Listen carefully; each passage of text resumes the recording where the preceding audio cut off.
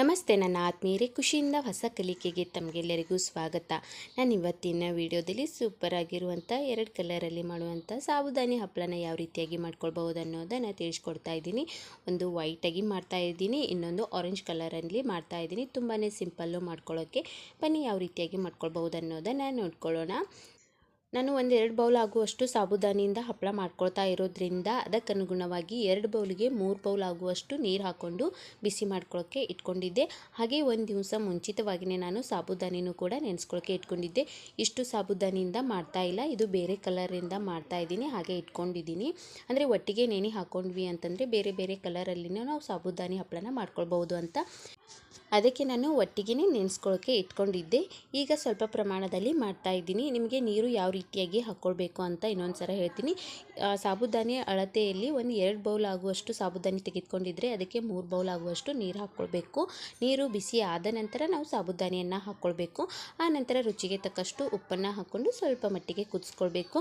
ಮತ್ತು ಜಾಸ್ತಿ ನೀರು ಹಾಕ್ಕೊಳ್ಳೋದೇನು ಬೇಡ. ನಾವು ಸಾಬುದಾನಿ ಕಾಳಾಗಿ ಬರಬೇಕು ಅಂತ ನಾನು ಸ್ವಲ್ಪ ಪ್ರಮಾಣದಲ್ಲಿ ನೀರು ಹಾಕ್ಕೊಂಡಿದ್ದೀನಿ. ಅಂದರೆ 3 ಬೌಲ್ ಆಗುವಷ್ಟು ನೀರು ಹಾಕ್ಕೊಳ್ಳಿ. ಅಳತೆಯಲ್ಲಿ ಹಾಕೋದು ನಾನು ತೋರಿಸಿಲ್ಲ. ನಿಮಗೆ ಅಳತೆಯಲ್ಲಿ ಹಾಕ್ಕೊಳ್ಬೇಕು ಅಂತಂದರೆ 2 ಬೌಲ್ ಆಗುವಷ್ಟು ಸಾಬುದಾನಿಗೆ 3 ಬೌಲಷ್ಟು ಹಾಕ್ಕೊಳ್ಳಿ. ಇಲ್ಲಾಂತಂದರೆ ನೀವು ಕಣ್ಣು ಅಳತೆಯಲ್ಲಿನೇ ಸ್ವಲ್ಪ ಪ್ರಮಾಣದಷ್ಟು ನೀರು ಹಾಕ್ಕೊಂಡು ಕುದಿಸ್ಕೊಳ್ಳೋಕ್ಕೆ ಇಟ್ಕೊಳ್ಬೇಕು. ಇವಾಗ ಚೆನ್ನಾಗಿ ಕುದ್ದಿದೆ. ಒಂದರಷ್ಟು ಸಪ್ರೇಟಾಗಿ ಇನ್ನೊಂದು ಬೌಲಿಗೆ ಸಾಬುದಾನಿಯನ್ನು ತೆಗಿತಾ ಇದ್ದೀನಿ.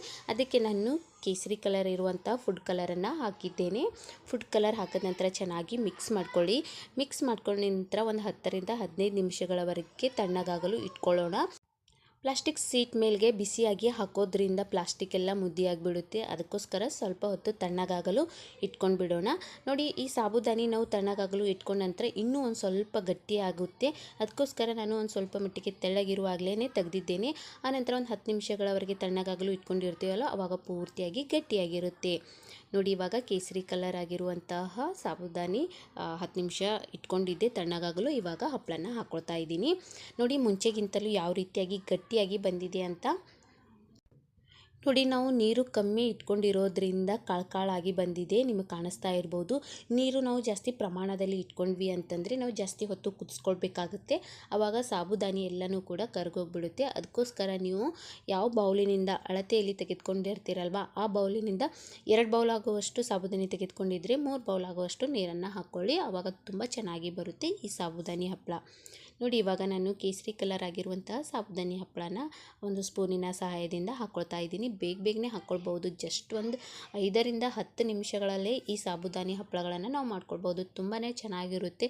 ಕರೆದ ನಂತರ ಅಂತೂ ಹೂವಿನ ರೀತಿಯಾಗಿ ಹರಳೋಗ್ಬಿಡುತ್ತೆ. ಅಷ್ಟೊಂದು ಚೆನ್ನಾಗಿರುತ್ತೆ ಅಂತಲೇ ಹೇಳ್ಬೋದು ಈ ಸಾಬುದಾನಿ ಹಪ್ಪಳ. ನೋಡಿ, ಕೇಸರಿ ಕಲರ್ದಂತೂ ನಾವು ಸಾಬುದಾನಿ ಹಪ್ಪಳ ಹಾಕ್ಕೊಂಡಿದ್ದಾಯಿತು.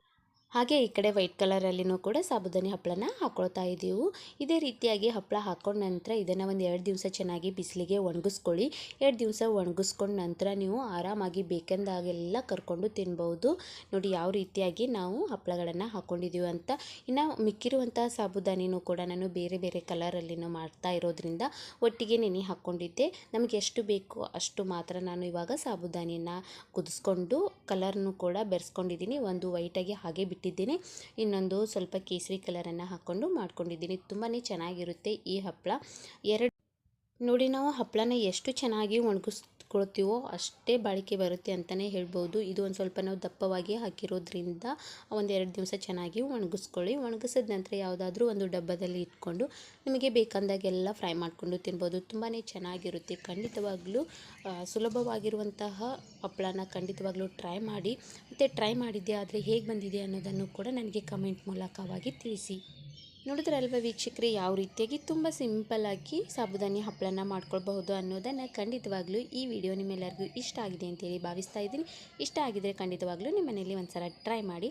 ಹೀಗೆ ಮುಂದಿನ ಹೊಸ ವಿಡಿಯೋಂದಿಗೆ ಸಿಗ್ತಾ ಇರ್ತೀನಿ. ಟೇಕ್ ಕೇರ್, ಬಾಯ್. ಖುಷಿಯಾಗಿರಿ, ಸದಾ ಹೆಚ್ಚಿಸ್ತಾ ಇರಿ. Thank you.